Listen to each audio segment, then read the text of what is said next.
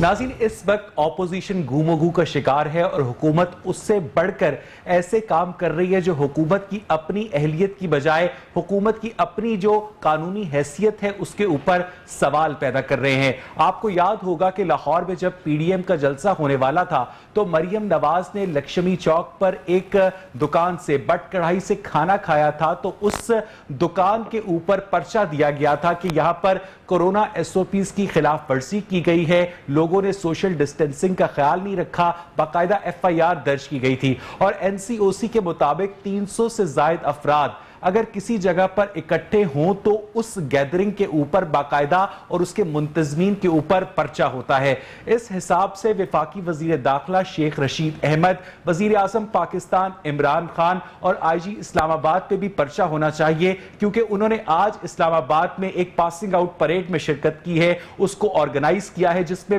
1200 cadets pass out हुए हैं। इसका मतलब यह है कि हुकूमत की अपनी तकरीबात के लिए एनसीओसी के कवानीन और पर्चे खामोश रहते हैं और ऑपोजिशन के जो इकट्ठ है उसके ऊपर वो सारे कवानीन हरकत में आ जाते हैं। क्या ये जो इम्तियाजी सलूक है रियासत का कि सेम कानून की खिलाफ वर्जी के ऊपर एक को छोड़ देना और दूसरे को पकड़ लेना, क्या ऐसे में रियासत के अंदर इंसाफ का जो तराजू है वो बैलेंस रह सकता है? इस पर आज के हम प्रोग्राम में बात करेंगे। और उसके अलावा जो ऑपोजिशन की सियासत है वो किस रुख की जानिब जारी है उस पर भी आज के प्रोग्राम में बात करेंगे। मेरे साथ स्टूडियोज में मौजूद है मोहतरम डॉक्टर मजहर इकबाल साहब, पीएमएल-एन को रिप्रेजेंट करते हैं। मोहतरमा उस्मा कारदार ने बहुत अरसे के बाद हमें ज्वाइन किया। वेलकम उस्मा, बहुत बहुत शुक्रिया हमें ज्वाइन करने के लिए। डॉक्टर मजहर, आप क्या समझते हैं कि ये जो डबल स्टैंडर्ड्स है कि ऑपोजिशन अगर जलसे करे, ऑपोजिशन अगर किसी दुकान से उसका रहनुमा खाना खाए वहां पर पर्चे हो जाते हैं, और खुद जो सरकारी तकरीबात है, आज 1200 पुलिस कैडेट्स की पासिंग आउट परेड में इमरान खान साहब ने शिरकत की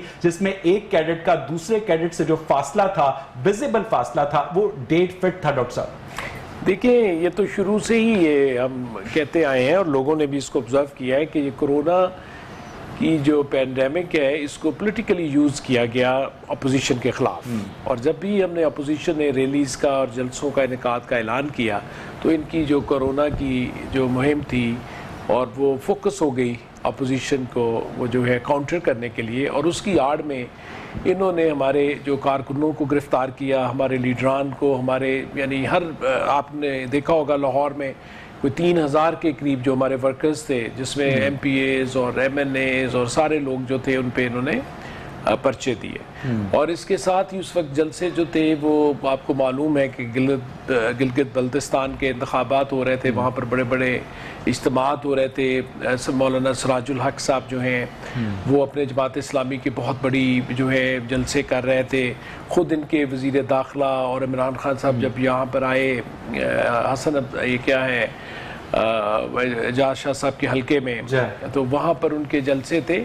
तो मकसद तो ये है कि बाजारों में, गलियों में, आप देखें मार्केट्स में, तो मंडियों में, आप एक सीनियर दुकानों में, आप एक सीनियर पॉलिटिशियन हैं। अगर कानून के हिसाब से strictly legal point of view से देखा जाए तो जिस कानून के तहत ऑपोजिशन के रहनुमाओं पर मुकदमे दर्ज किए गए कि उन्होंने कोरोना एसओपीज की खिलाफ वर्जी की है, उसी कानून के तहत क्या आईजी इस्लामाबाद पर, वजीर आजम पाकिस्तान पर और वफाकी वजीर दाखिला पर मुकदमा बनता है? Absolutely, they are not immune to any kind of litigation.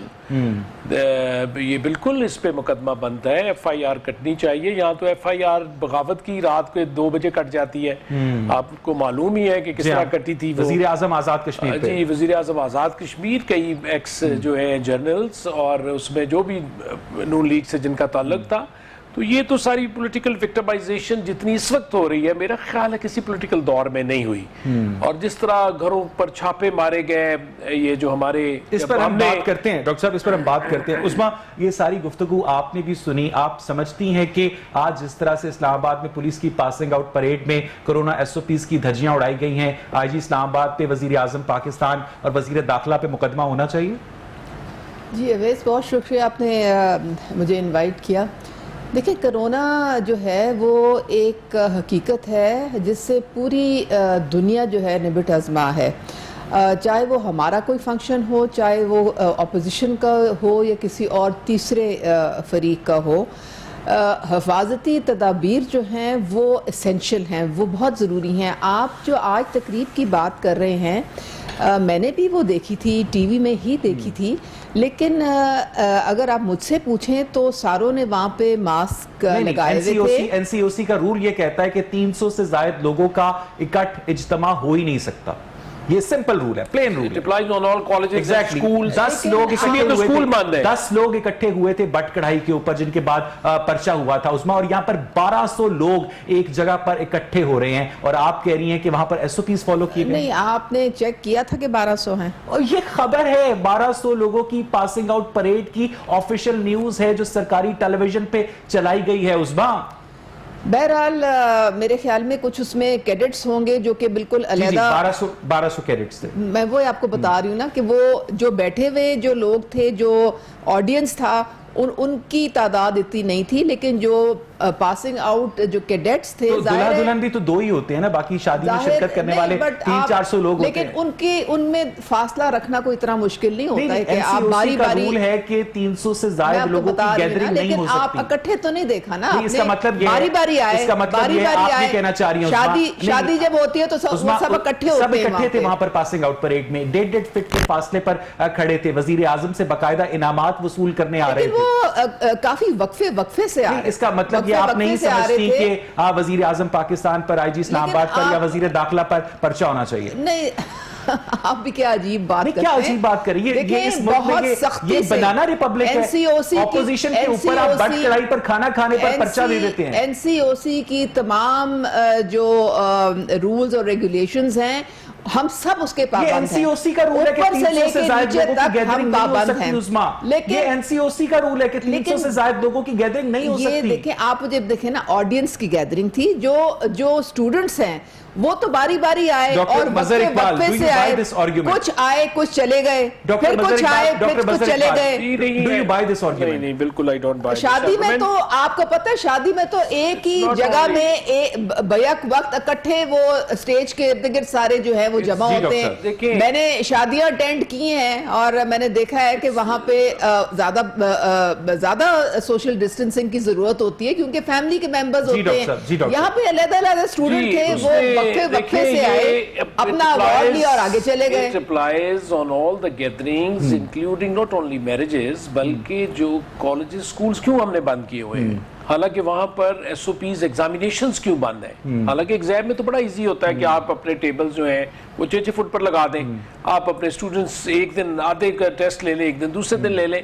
لیکن یہ ہے کہ اتنی اسٹرکٹنس ہے کہ سکولز, کالجز, یونیورسٹیز اس وقت بند ہیں, اور اس طرح کے تمام اجتماعات, ناٹ اونلی میرجز, یہ جو آپ کا NCOC کا رولز ہیں اور جو آپ کے بائی لاز اور جو آپ کے SOPs بنے ہیں ان کے مطابق یہ کوئی بھی گیدرنگ اس طرح کی نہیں ہو سکتی.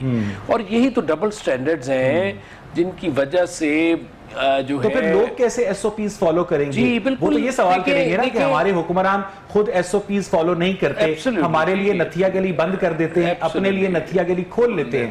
اینڈ آل دا فنکشنز دیکھیں نا, اس دن باکسنگ کا ہوا ہے مقابلہ, آپ کو معلوم ہے, گورنر ہاؤس میں عامر خان کا باکسنگ کا میچ تھا, اور آپ اس کو دیکھتے, اور باکسنگ کا میچ اور سارا جو ہے وہاں پر ہر طرح کی گیدرنگ تھی. چلیں coming next on the agenda, doctor صاحب مجھے یہ بتائیے گا کہ جو اپوزیشن کے استعفے تھے, بڑی ہلجل تھی اس معاملے کے اوپر. پیپلز پارٹی نے تو ضمنی الیکشن کے لیے امیدواروں سے درخواستیں بھی طلب کر لی تھی, لیکن اب یہ اطلاعات آ رہی ہیں کہ آصف علی زرداری صاحب اور نواز شریف صاحب نے استعفوں سے منع کر دیا ہے. تو یہ PDM کا جو بیانیہ ہے وہ کیا اندر سے اب سپلٹ ہو گیا ہے ڈاکٹر صاحب؟ دیکھیں آپ لوگ جو ہے نا وہ یکدم آپ اس کی جو ایکسٹریم پہ پہنچ جاتے ہیں. استعفے از دا فائنل آپ کی جو ہے تحریک کا الٹیمیٹ ہے, اور جو ہے پارٹی کے ممبران نے سارے بخوشی پر رضا اپنا جو ہے سب نے استعفے پارٹی کو جمع کروا دیے ہیں, اور یہ اصولی طور پہ فیصلہ کیا گیا ہے کہ ناؤ اٹس ٹو مچ. اور آپ نے خود ہی دیکھا ہے پرسوں پرائم منسٹر صاحب کو اپنی کیبنٹ میں جتنی ڈس اپوائنٹمنٹس اور جس طرح کے انہوں نے قوم کو ڈی مورلائز کیا ہے اس ٹیم کے ساتھ جو انہوں نے سلیکٹ کی تھی, اور اس کے اوپر پھر یہ جو یا تو امیچور لوگ ہیں جو انڈر ٹریننگ ٹیم ہے, دوسرے وہ کھلاڑی ہیں جو اوور ایج ہو چکے ہیں. تو آپ ایک کیسے یہ ملک کو چلائیں گے؟ اور پرائم منسٹر صاحب نے, میں تو وہ اور سن پرائم کے, منسٹر صاحب نے یہ بھی اسٹیٹمنٹ دیا جو ڈاکٹر وہ صاحب کہ statement صرف قیمتیں کنٹرول کرنا وفاق کی ذمہ داری نہیں ہے. جی, اور پھر یہ دیکھیں پھر مقرر کرنا یہ بھی نہیں کہا کہ ہماری تیاری مقرر نہیں کر تھی. سکتے ہیں, ایک یہ سال ہمیں سمجھنے میں لگ گیا. جی, ایک سال نہیں, ابھی تک وہ کہہ رہے ہیں ہم سمجھ رہے ہیں, اور اس نے دیکھا نہیں ہیڈ ماسٹر کی طرح کاپی لے کے بیٹھے ہوئے تھے اور وہ ہدف بتا رہے تھے جو 2.5 سال میں پورے نہیں ہوئے کہ اگلے 3 مہینے میں پورے کر کے مجھے رپورٹ کریں.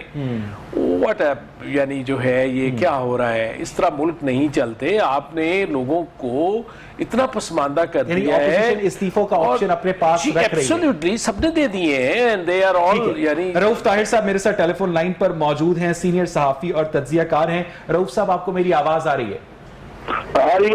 رؤوف صاحب, ہم نے پروگرام کے شروع میں ایک سوال اٹھایا تھا کہ بٹ کڑائی کے اوپر کھانا کھانے پر مریم نواز نے جہاں پر کھانا کھایا تھا اس کے دکاندار کے اوپر پرچہ ہو گیا. کورونا ایس او پیز کی خلاف ورزی پر اپوزیشن کے متعدد رہنماؤں پر پرچے ہوئے. آج اسلام آباد میں ایک پاسنگ آؤٹ پریڈ ہوئی ہے پولیس کی, جس میں 1200 کیڈٹس پاس آؤٹ ہوئے, جس میں وزیر اعظم, وزیر داخلہ, آئی جی اسلام آباد نے شرکت کی. کیا ان پر بھی پرچہ ہونا چاہیے اگر قانون کا برابر اطلاق ہو؟ رؤوف صاحب ابھی میری بہن عظما بڑی دلچسپ بات کہہ رہی تھی کہ وہ جو پاسنگ آؤٹ والے کیڈٹس تھے, وہ ایک آتا تھا وہ اپنا شیلڈ یا سرٹیفکیٹ وصول کر کے چلا جاتا تھا, پھر دوسرا آتا تھا. تو یعنی یہ لگتا ہے کہ جیسے آسمان سے ایک کیڈٹ اترتا تھا, وہ وصول کرتا تھا, اس کے بعد وہ آسمان پہ چلا جاتا تھا, اس کے بعد دوسرا اتر آتا تھا. یعنی یہ سنتوں کو بھی نظر آ رہا تھا, ٹی وی پہ سب کو نظر آ رہا تھا کہ ایس او پی کی خلاف ورزی جو ہے وہ کی جا رہی ہے. لیکن اس سے بھی اہم تر بات ایک اور ہے جس کی طرف خاص کر توجہ دینی چاہیے, اور یہ پولیس کی پاسنگ آؤٹ پریڈ تھی.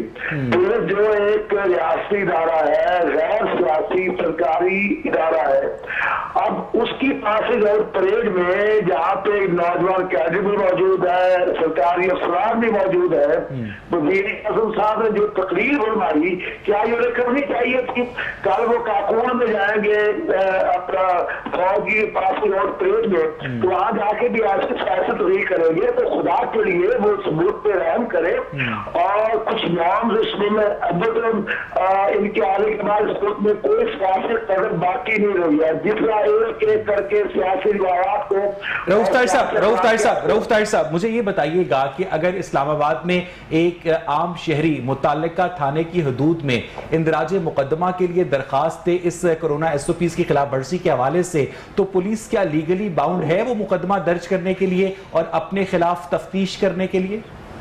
یہ مجھے معلوم نہیں, میں خود قانون دان نہیں ہوں کہ یہ کہہ سکوں گی کہ کوئی عام شہری جو ایس او پیز کی خلاف ورزی پہ مقدمہ درج کروا سکتا ہے یا نہیں کروا سکتا. لیکن میں ایک اہم تر بات کر رہا ہوں, پلیز اس کی طرف توجہ دیجیے. وہ یہ کہ کیا پرائم منسٹر کو اس طرح کی سرکاری تقریبات میں, ریاستی اداروں کی تقریبات میں اس طرح کی سیاسی تقریب سے کیا وہ اس طرح کی تقریب؟ اور رؤوف صاحب پاکستان کی تاریخ میں پہلی مرتبہ رؤوف صاحب آپ صحیح کہہ رہے ہیں کہ ایک سرکاری تقریب میں اس طرح کی باتیں نہیں کرنی چاہیے پرائم منسٹر کو, اور پاکستان کی تاریخ میں پہلی مرتبہ کسی پرائم منسٹر نے پولیس کی پاسنگ آؤٹ پریڈ میں شرکت کی ہے. نہیں, اچھا کیا انہیں اس میں شرکت کیا, انہوں نے بہت اچھا کیا, وہ ملک کے چیف ایگزیکٹو ہیں, آئینی لحاظ میں انہیں حق حاصل ہے, انہیں جانا چاہیے جس تقریبات کا وقار بڑھے اور اس کے شرکا کی حوصلہ افزائی. میں آپ کی بات سمجھ رہا ہوں, اور میں اپنی پروڈکشن ٹیم سے کہوں گا کہ وہ آپ کا نمبر دوبارہ ملائے تاکہ آپ کی آواز جو ہم کلیئرٹی سے سن سکے. بہت اہم نقطہ اٹھایا ڈاکٹر مظہر سے بھی میں اس پر بات کروں گا. عظما کاردار, مجھے یہ بتائیے گا کہ آج جو اسلام آباد میں کیڈٹس کی تقریب ہوئی, پولیس کے پاسنگ آؤٹ کیڈٹس کے تقریب ہوئی, اس میں اگر کوئی کیڈٹ جو ہے وہ پی ایم ایل این کی جانب جھکاؤ رکھتا ہے یا پاکستان پیپلز پارٹی کی جانب جھکاؤ رکھتا ہے, وہ اپنے سرکاری فرض کی بجاوری کے لیے وہاں پر کھڑا ہوا ہے نا, تو کیا یہ اس کے کان میں اس وقت کا جو سٹنگ پرائم منسٹر ہے سیاسی گفتگو شروع کر دے, اپوزیشن کے اوپر حملے شروع کر دے, اس تقریب کے ڈیکورم کی دھجیاں اڑا دے؟ کیا یہ درست ہے عظما؟ دیکھیں, آپ تنقید برائے تنقید کرنے پہ اگر آپ مضر ہیں کہ آج کا پروگرام میں آپ نے صرف پرائم منسٹر کی ذات پہ آپ نے تنقید ہی کرنی ہے, تو پھر اس کا تو کوئی علاج نہیں ہے. کے لیے تو آپ کے وہ چیف ایگزیکٹو ہیں اور ایک وہ گڈ ول جیسچر کے لیے وہاں پہ گئے ہیں, ہر قانون سے ماورا ہے. نہیں, اس میں کیا بات ہے, انہوں نے ایک سرکاری تقریب کے ڈیکورم میں اپوزیشن کے اوپر تنقید کرنے کا کیا وہ ایک سیاسی جلسے میں کھڑے تھے؟ وہ ایک سیاسی جلسے میں کھڑے تھے کو بغیر کسی تفریق کے انہوں نے اپنی گریجویشن سیریمنی وہ کیڈٹ وزیر اعظم کے ذاتی سیاسی خیالات کیوں سنیں؟ وزیر اعظم کے ذاتی سیاسی خیالات کیوں سنیں؟ کھانا کیا چاہیے، پہننا کیا چاہیے؟ کوئی سیاسی بلکہ وہ تو ایک خود اپوزیشن کے اوپر ایک سرکاری پلیٹ فارم پہ کھڑے ہو کے تنقید کرنا، سرکاری پلیٹ فارم کو استعمال کرنا، عثمان خود احتسابی کا ان کا ٹون تھا، بلکہ وہ اپنی ہی گورنمنٹ کے اوپر کامنٹ کر رہے تھے، وہ اپوزیشن کے اوپر زیادہ نہیں کچھ بھی انہوں نے کیا تھا۔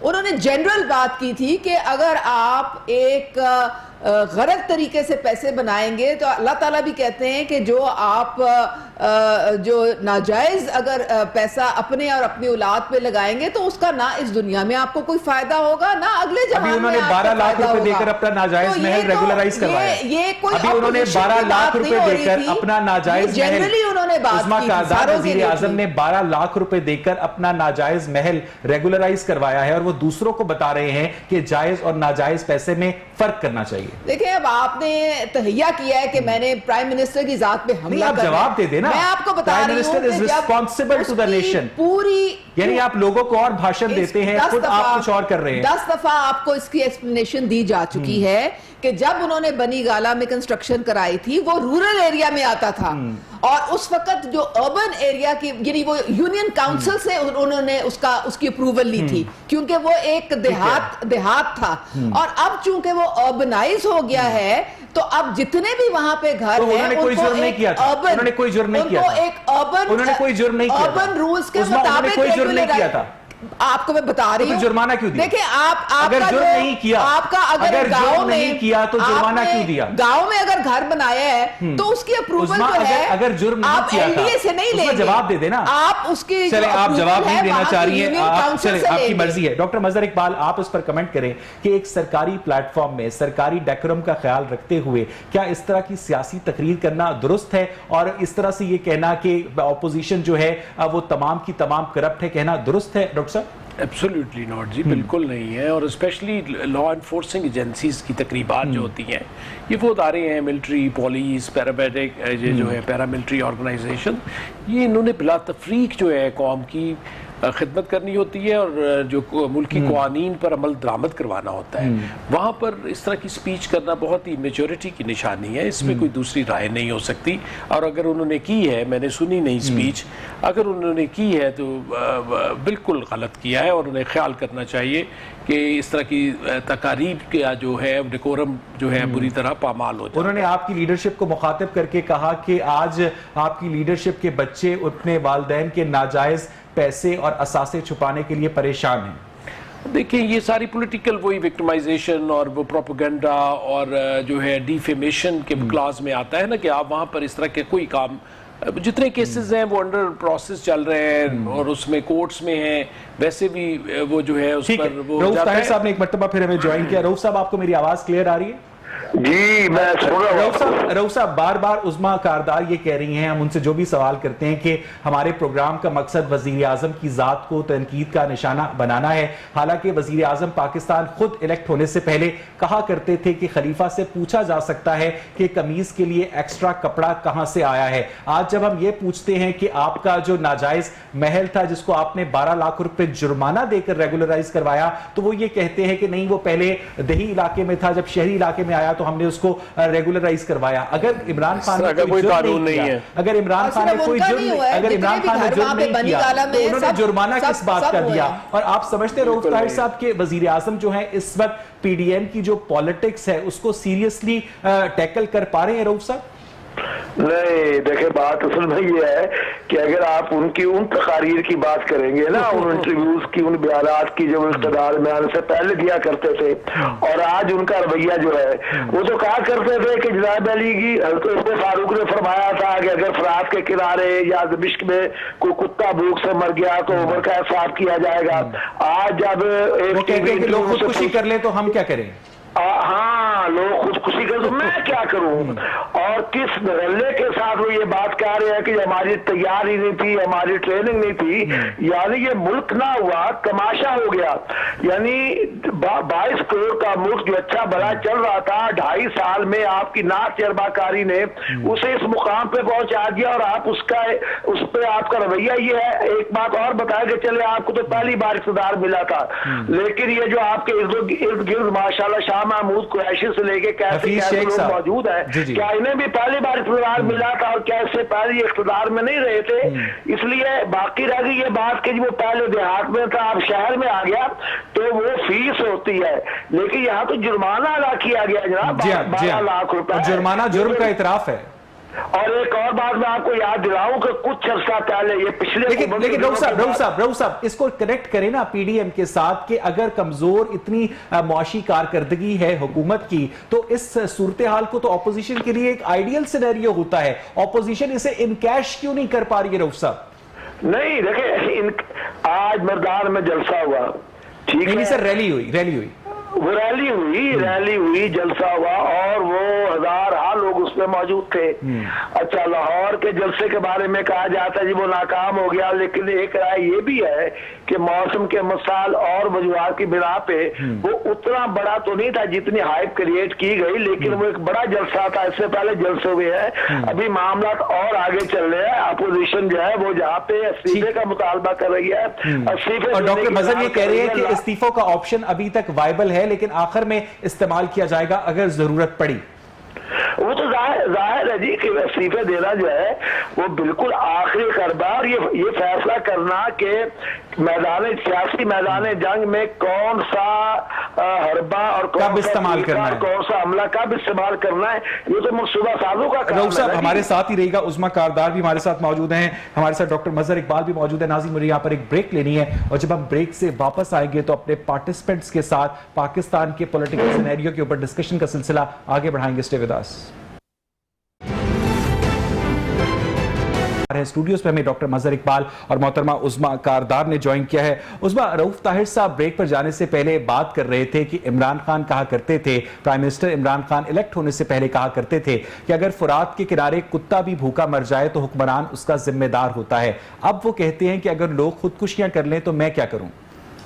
अवैस, आप हर प्राइम मिनिस्टर की बात सियाको सबाक से हट के क्यों कर रहे हैं? ये पारिस का प्रोग्राम मैंने भी देखा, उसने कहा था कि लोग बड़े परेशान हैं, उनके घरों के चूल्हे ठंडे हो गए, उनकी जो है उनका गुजारा मुश्किल हो गया। तो उसमें प्राइम मिनिस्टर ने कहा था कि मुश्किल हालात हैं, क्योंकि इस वक्त वेल्थ क्रिएशन जो है वो उतनी नहीं हो रही जितना हम कोशिश कर रहे थे कि वो होए, और आहिस्ता आहिस्ता इंशाल्लाह जो सारे जो इकोनॉमी है वो आहिस्ता आहिस्ता हमारी उठ रही है। हमारा करंट अकाउंट डिफिसिट जो है सरप्लस में पिछले महीने था, अगर आप लास्ट ईयर से इसको इकोनॉमी उठ रही है, आपका ग्रोथ रेट नेगेटिव में चला गया है। पाकिस्तान की तारीख में 1952 के बाद पहली दफा आपका ग्रोथ रेट नेगेटिव में चला गया है। कोविड को भी तो फिर देखें ना, नहीं, कोविड सिर्फ पाकिस्तान में तो नहीं आया, अफगानिस्तान में भी आया।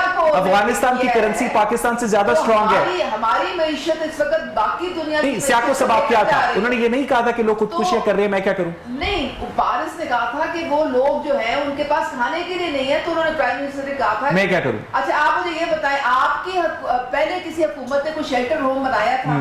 शेल्टर होम्स क्या है?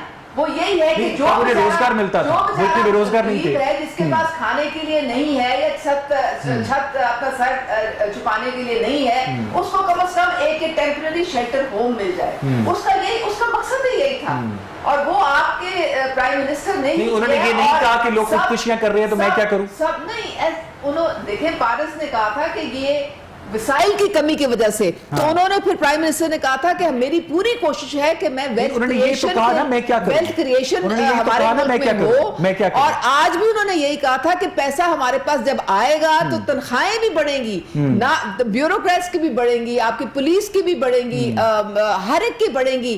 जब जॉब्स क्रिएट होंगी तो उससे फिर आमदन का सिलसिला भी बढ़ेगा। लेकिन ये चैलेंजेस अभी तो आप कह रही थी पाकिस्तान इकोनॉमिक तरक्की कर रहा है, आहिस्ता आहिस्ता अभी तो आप कह रही थी उसमें पाकिस्तान पाकिस्तान इक्तिसादी तौर पर तरक्की कर रहा है? रिवर्सल नहीं, देखिए रिवर्सल शुरू हो चुकी है। मैंने कहा कि करंट अकाउंट डिफिसिट आपका अब जो कि माइनस में था, इस पिछले महीने आपका सरप्लस में है, अगर आप पिछले साल से कंपेयर करें तो ये सारे इंडिकेटर्स, इकोनॉमिक इंडिकेटर्स होते हैं। मुझे डॉक्टर बजर इकबाल, पीडीएम का मौकफ है कि आटा महंगा हो गया, दाल महंगी हो गई, चीनी महंगी हो गई, पेट्रोल महंगा हो गया, अद्वियात महंगी हो गई। लेकिन अगर हम 2014 के नवाज शरीफ के दौर को कंपेयर करें 2009 के यूसुफ रजा गिलानी के दौर से, तो उस 5 सालों में भी कीमतों में इजाफा हुआ था। तो इस तरह से हर गुजरते साल के साथ इन्फ्लेशन जो है वो इकोनॉमिक्स का एक नेचुरल फैक्टर नहीं है डॉक्टर साहब? जी बिल्कुल है, लेकिन वो इन्फ्लेशन हमारे दौर में 4.5 से 6% के दरमियान फ्लोट कर रही थी, जो कि डबल डिजिट में पाकिस्तान की 70 साल हिस्ट्री में नहीं हुई थी, जो कि आपको मालूम है कि पिछले 2 सालों में 16 पॉइंट को भी क्रॉस कर गई, और लोगों के जो जेबें खाली हो गई बेचारों की इन्फ्लेशन से, उनका रुपया डिवैल्यू हो गया।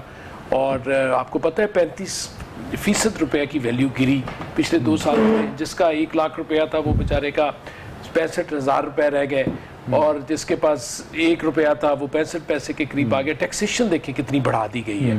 आप देखिए दौलत जो है बढ़ाने पे तवज्जो नहीं है, टैक्सेशन पे तवज्जो है।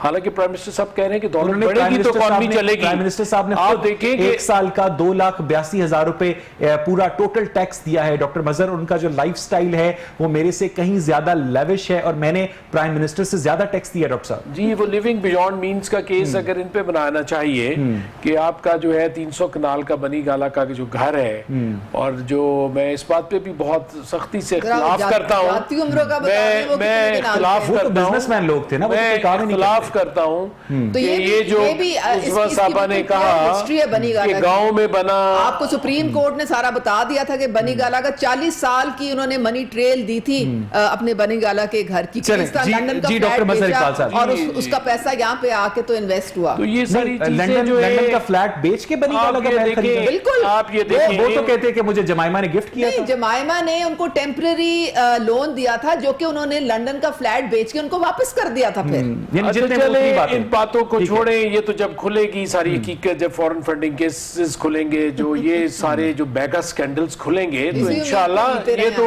खुद इनकी इंक्वायरीज इनके ऊपर पॉइंट आउट कर रही है। इनकी जितनी इंक्वायरीज है वो चीफ मिनिस्टर्स को। रऊफ ताहिर साहब, मुझे ये बताइएगा कि प्राइम मिनिस्टर ने पिछला जो अपना टैक्स रिटर्न फाइल किया उसमें उन्होंने 2,82,000 रुपए टोटल टैक्स दिया। हालांकि वो जिस घर में रहते हैं उसका सालाना प्रॉपर्टी टैक्स भी इससे ज्यादा है। तो क्या ये लिविंग बियॉन्ड मींस का केस नहीं बनता रऊफ साहब? नहीं, लिविंग बियॉन्ड मींस का अगर ये केस नहीं बनता तो कौन सा केस बनेगा? अगर आप मुझे सिर्फ 1 मिनट दे दें। अभी उस्मा बता रही थी कि जनाब वो शेल्टर होम बना दिए हैं, पनाहगाहें बना दी हैं 2.5 करोड़ के शहर में। मुझे एक शेर याद आया, मुझे एक शेर याद आया, शुमार उसकी सखावत का क्या करे कि वो शख्स चिराग बार था फिरता है छीन कर आंखें। यानी हाल यह है कि जो लोग बेचारे कमा के न सिर्फ ये कि खुद खाते थे, पीछे अपने घर वालों को भी गांव में भिजवाते थे, आज वो बेकार और बेरोजगार हो गया, और हम इस पे खुशी मना रहे हैं और इसे बतौर फख्र बयान कर रही है उस्मा के जनाब अली, हमने उनके लिए शेल्टर वो बना दिए जहां से उन्हें मुफ्त में खाना मिल जाता है। तो बाकी देखे, जहां तक बनी गाला वाली 300 कनाल के घर का ताल्लुक है, उसके बारे में अगर आप अदालती कार्रवाई देखें और उसे जरा दोबारा लाए अपने जेहन में तो बड़े लतीफे होंगे जी। जब पानामा आया और ये कहा गया कि ऑफशोर कंपनियां, किसान साहब ने कहा ये नाजायज दौलत कमाने के लिए, छुपाने के लिए बनाई जाती है। 2 दिन बाद आया कि NSL नामी नियाजी सर्विसेज लिमिटेड नामी एक कंपनी मौसूफ की भी थी जनाब खान साहब की। फिर ये कहा गया नहीं, वो मैंने अपना वो फ्लैट बेचने के लिए बनाई थी इसलिए कि ताकि टैक्स ना देना पड़े, और वो फ्लैट इसलिए बेचा कि जमाइमा ने जो मुझे उधार पैसे दिए थे उसके लिए। और ताज़ा तरीन सूरत हाल क्या है? ताज़ा तरीन सूरत हाल यह है कि इस वक्त इलेक्शन कमीशन में जनाब खान साहब के जो गोशवारे हैं उनके मुताबिक बनी गाला का की जो कुटड़ी है गरीब आदमी की, वो गिफ्टेड है जी, वो अतिया की गई है। वो पहले वाले वो लोन नहीं है, वो लोन नहीं है। وہ لون نہیں ہے, وہ گفٹڈ ہے. جی سن رہی ہیں عظما آپ؟ دیکھیں بات ساری یہ ہے کہ میں ان سے آپ سے بھی ریکویسٹ اچھا مجھے ایک بات بتائیں, مجھے ایک بات بتائیں, یہ ساری باتیں پیچھے چھوڑ دیں, ایک سادہ سی بات بتائیں. آپ سپریم کورٹ کی ڈیسیجن نکال کے دیکھیں, عظما ایک سادہ سی بات بتائیں, عظما ایک چھوٹی سی بات, عمران خان کو صادق اور امین ڈکلیئر کیا آپ کے چیف جسٹس نے. ہاں ہم بتا رہے ہیں, یہی سوال ہے. ان کے لیڈر کو بھی کہا کہ راہل کیسے بن گیا, مجھے یہ بتائیں عظما, تاحیات نااہل کیا گیا ہے. تو اگر آپ کو میری بات سن لینا, کورٹ کے ججز پہ بھی کوئی اعتماد نہیں ہے, سپریم کورٹ کے ججز نے, جسٹس قاضی فائز عیسیٰ نے باقاعدہ ایک فیصلہ سنایا تھا جس پر آپ لوگ عمل نہیں کر رہے. اس کا کوئی علاج. اچھا عظما مجھے یہ بتائیے گا, جتنی عظما میری بات سن لینا, عظما پلیز پلیز, اتنی trial Uzma please let me ask, عظما مجھے یہ بتائیے گا. اور اسی طریقے سے انہوں نے تمام ثبوت جو ہے ان کے بعد یہ فیصلہ ہے. چلے ایک صادق اور امین انڈا, اگر آپ یہ کہہ دیں کہ جی یوں کیوں ہے اور کیوں ہے تو کائنڈلی جا کے وہ عظما لیٹ می آسک, عظما لیٹ می آسک, ایک صادق اور امین انڈا جو تھا وہ جو ہے وہ 20 روپے کا مل رہا ہے اور کرپٹ انڈا 7 روپے کا ملا کرتا تھا. کیوں؟ آپ اپنے سپریم کورٹ کے ججز سے پوچھیں. نہیں سپریم کورٹ کے ججز سے پوچھیں کہ انڈا مہنگا کیوں ہوا ہے. سپریم کورٹ کے ججز سے پوچھیں کہ انڈا کیوں مہنگا ہوا ہے. آپ نے خود کہا کہ وہ قرضہ تھا, آپ نے کہا وہ قرضہ تھا, آپ کا لیڈر کہہ رہا ہے وہ گفٹ ہے. عظما آپ کہہ رہی ہے وہ قرضہ تھا, آپ کا لیڈر کہہ رہا ہے وہ گفٹ تھا. وہ آپ کا کویسچن. جی ہاں مجھے یہ بتائیے گا, آج کل لوگوں کو جو صادق اور امین انڈا ہے وہ 20 روپے کا مل رہا ہے, کرپٹ انڈا 7 روپے کا ملا کرتا تھا. کیوں؟ اگر آپ نے دیکھے نا تمسخر اڑانا ہے, یہ تمسخر نہیں ہے, یہ حقیقت ہے, یہ حقیقت ہے. تو پھر آپ خوش ہو مجھے یہ بتائیے کہ پاکستان کی تاریخ میں 240 روپے درجن انڈے کبھی ہوئے؟ عظما کاردار یہ آپ لوگوں کا اکنامک فیلئر ہے. جہاں پہ 16 آف شور کمپنیز اور ان کا 22-23 ملکوں میں ان کی پراپرٹیز ہے. بلکہ مجھے یاد آیا ڈاکٹر مظہر اقبال, کی پراپرٹی پاکستان سے باہر نہیں ہے.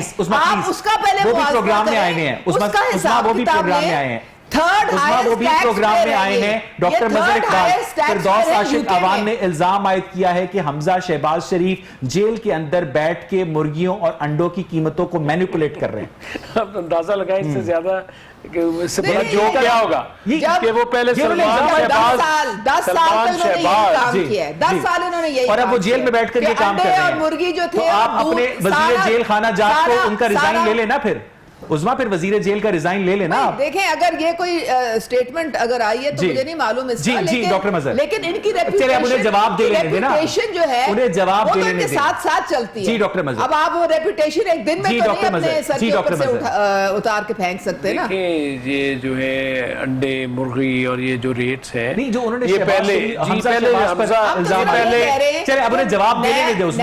عظما انہیں جواب دے لینے دیں, ان کی باری ہے, وہ سن رہے تھے آپ کو. نہیں جو سوال نامہ لے کے جاتی ہے نا حمزہ شہباز, اس کا پلیز جواب دیں. جی ہمیں انڈے مرغیوں سے ان سے کوئی غرض نہیں. میں اس کا یہ جواب دوں گا کہ دیکھیں جو کیس 1.5 سال تک نیب نے کوشش کی, یہ جو منی لانڈرنگ کا کیس ہے اس میں 1.5 سال تک نیب نے دن رات انٹروگیشن اور سارا کرنے کے بعد الٹیمیٹلی کیا نکلا, انہوں نے یہ کیس FIA کو دے دیا.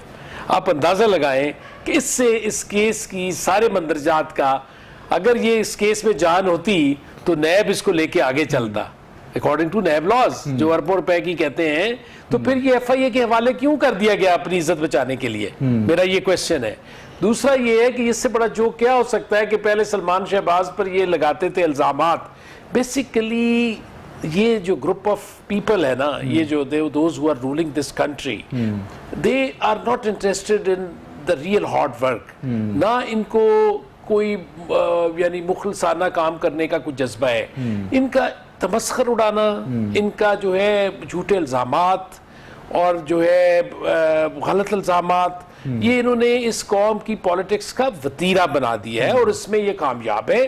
میں بالکل یہ بات مانتا ہوں کہ ان کے 200 ترجمان جن کا پرائم منسٹر روز اجلاس بلاتے ہیں, پارٹی رہنماؤں سے زیادہ ان سے مشاورت کرتے ہیں, ان پر ایک واٹس ایپ کال کی دوری پہ ہے. آپ یہ دیکھیں یہاں پر ایک بریک لینی ہے, یہ جو لوگ یہاں پر ایک بریک لینی ہے, واپس آئیں گے تو اپنے پارٹیسپینٹس کے ساتھ ڈسکشن کا سلسلہ آگے بڑھائیں گے. Stay with us. Welcome back ناظرین. بریک سے پہلے ہم بات کر رہے تھے پاکستان کی پولیٹیکل سینیریو پر, وقت بہت کم رہ گیا ہے. رؤف طاہر صاحب, آپ کو میری آواز آ رہی ہے؟ रऊफ साहब, ये जो पीडीएम की पॉलिटिकल मूवमेंट है और जो इस्तीफों की बात चली है, और अब ये खबर आ रही है कि आसिफ अली जरदारी और नवाज शरीफ साहब ने इस्तीफों से मना कर दिया है, तो आपको लगता है कि जो पीडीएम की पॉलिटिक्स है वो अगले 1-2 माह में किसी मंतकी नतीजे तक, मंतकी अंजाम तक पहुंचेगी? नहीं, देखें, पहली बात तो यह है कि क्यास आराइयां, अफवाहें, दूर दूर की कोड़ियां लाना, बाब सूख राय के हवाले से कि जी वो जरदारी साहब ने मना कर दिया है, नवाज शरीफ साहब ने मना कर दिया है। देखिए, अगर मसला क्या है, इख्तलाफ या सोच का थोड़ा इख्तलाफ इस पे नजर आ रहा है कि ये जो 5, 6, 7 सीटें हैं जिन पर ज़मीनी इंतखाब होना है, क्या इनका बाइकआउट कर देना चाहिए, इसलिए कि अपोजिशन ने जो इस्तीफे देने हैं सूबाई असम्बलियों से और कौमी असम्बली से, वो आखिरी मर रहा होगा कहीं फरवरी और मार्च में जाके। उससे पहले अगर सेनेट के इलेक्शन हो जाते हैं, और सेनेट से तो इस्तीफे नहीं देने, सेनेट तो बहरहाल बरकरार रहती है उस वक्त भी जब इंतखाबी में। रऊफ साहब, यही तो पीटीआई कहती है कि ऑपोजिशन के लिए सेनेट जो है वो हलाल है, कौमी असेंबली हराम है।